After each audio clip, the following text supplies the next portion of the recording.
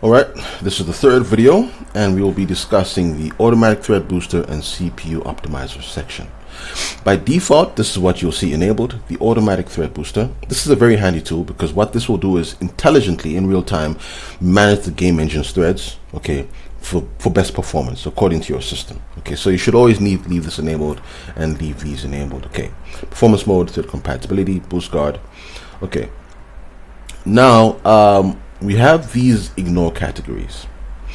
This can be helpful because let's say you are playing a game that is DRM sensitive, for example, because sometimes when you manipulate DRM threads, like it depends on the game. Some games won't mind, but some games might. The DRM systems of some games might see that as interference. So you could use these ignore flags to tell the automatic thread booster that, look, ignore security. Right? So that's really DRM. I should rename this to DRM to make it clearer. So you could tell it to ignore DRM threads. Then in the event that optimizing those threads would, cause issues, let's say, right? Or in the case of a game like Kern, some people have issues with audio crackling. I mean, by default, some people have audio crackling issues with Kern.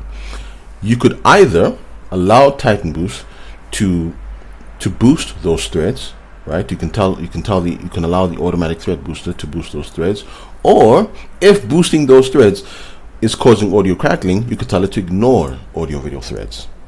You see, in my case, by default, I saw that I was having audio crackling issues, so I told it to ignore audio video threads, and the audio crackling issues for Kern went away completely. It's only Kern that had that problem. But anyways, so that's that. Now here we have the CPU section. Dynamic engine boost. What this will do is, in real time, optimize your game's usage. It'll optimize the manner in which your CPU operates with the game. Okay, so a lot of games have their own internal engine management system, but what this will do is usually complement that to make sure that for your specific case, your specific CPU, your specific system, you are getting the best performance that you can get. Okay, if a game is only using like 20% of your CPU, the dynamic engine boost might not change too much. But if a game is using a lot of your CPU, like 70%, from like 60 to 70% and above, you should always have this enabled to make sure that your CPU's cores have the proper access to the game.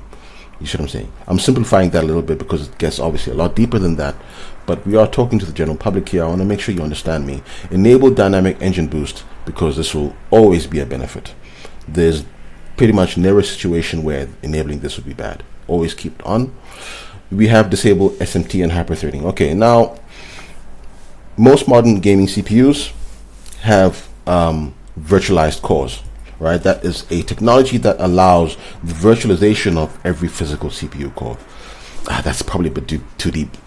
Okay, essentially you have real cores, and then you have other cores that are kind of real cores, but these are technically real cores. Okay. This is okay for most games because the operating system as well as the game is able to distinguish between the two and can intelligently play certain workloads on certain kinds of threads, okay, or certain kinds of cores. But some games will treat your virtual cores as physical cores, and in doing so, you have reduced performance. So when you disable SMT or hyperthreading, that will tell the game only to use your physical cores. So if you have a 12-thread 6-core CPU, you disable this, it'll tell the game only to use your 6 physical cores, because some games, if you don't have this enabled, are going to use your virtualized cores as physical cores, and virtualized cores aren't as powerful as the physical cores, although they are still useful. But for most games, you don't need to enable this.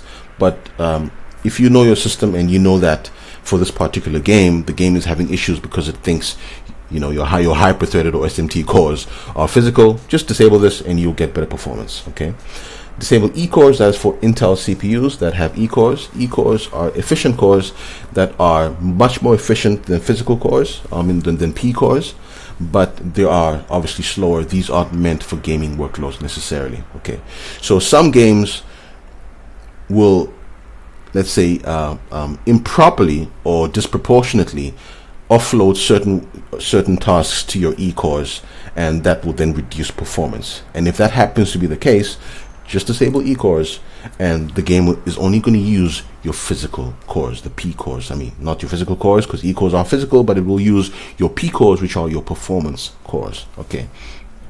Now, for most games, I found you don't need to enable any of these, but there are some people, some systems, where for some games they know that they have to disable SMT hyperthreading for that game, or else they will have reduced performance. And same here for E-cores. Some games you should disable E-cores to get better performance. Okay, great. Now here we have game core isolation. What this is, it allows you to specify the cores that you want your game to run on. So if you want to be more specific, instead of being more general with this, let's say you have a 12 thread, let's say 6-core 12 thread system. You can specify from 0. Okay, in programming lingo we start from 0, which is core 1.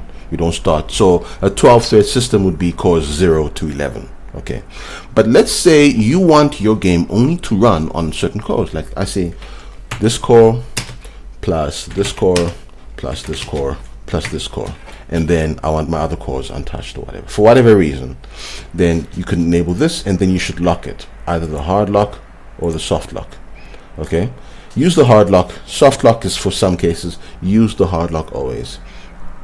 Okay, this will tell the game that it is only allowed to run on these cores.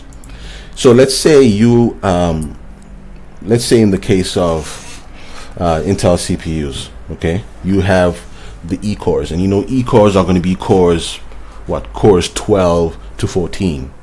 You can specify cores 0 to 11, only 0 to 11, and then 12 to 14, which would be your E cores, would not be touched at all. You see what I'm saying? Okay. Now here, this is great. This enables background core isolation. In other words, all other processes that are not your game, you can relegate them to other cores. So what happens is, while you're playing, all these other processes that are running in the background are sharing CPU time with your game. If you don't want that, because even if you have a powerful system, that can introduce micro stutters, as these games, not games, as these other processes occasionally wake up, occasionally request access to things, occasionally do things. That can cause micro stutters, as they are doing that on the CPU cores that you're running your game on. Okay. So you could specify a certain number of cores. Let's say you have a typical 4-core 8-thread system. Okay. You can say you want 0, 1, 2, 3, 4, 5. Okay, so you can say you want your game to have exclusive access to these 5 cores. Or in fact, you can even say no. You can say 6, 7. Okay, so you have an 8-thread CPU. If you have an 8-thread CPU, actually, you don't need to specify this. You can just leave this. Your game will have access to all your cores.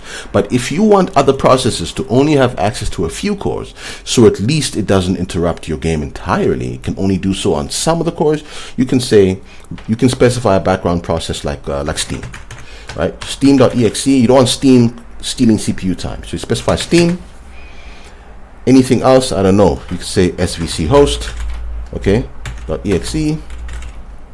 Separate them with a comma, by the way, just like here we separate with a comma, and then we say I only want these processes to run on cores 6 and 7.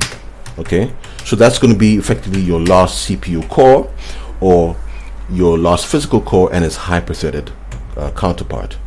Okay, so you say only cores 6 and 7 you're allowed to run on. Okay, so that means your other CPU cores will be undisturbed by these processes, and of course you can specify other processes. All right, so that's very handy for minimizing microstutter and making sure that these processes and whatever else you specify don't run on the cores or on most of your cores here, to minimize microstutters. Okay, so enable the hard lock. Now here we have lower background process priority.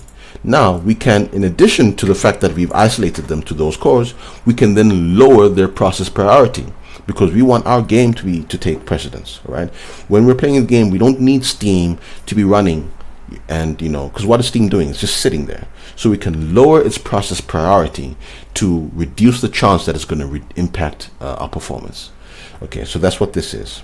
All right, so while you're playing a game, Steam is only going to have access to these cores, 6 and 7, That's effectively your last CPU core on a 4-core 8-thread system, and then here these processes would also be deprioritized, and you can specify whatever else. If you have Notepad running for whatever reason, you can specify notepad.exe. Okay, right. So I think that is it for the automatic thread booster section. Next we will discuss the performance profile tab. Okay, cool.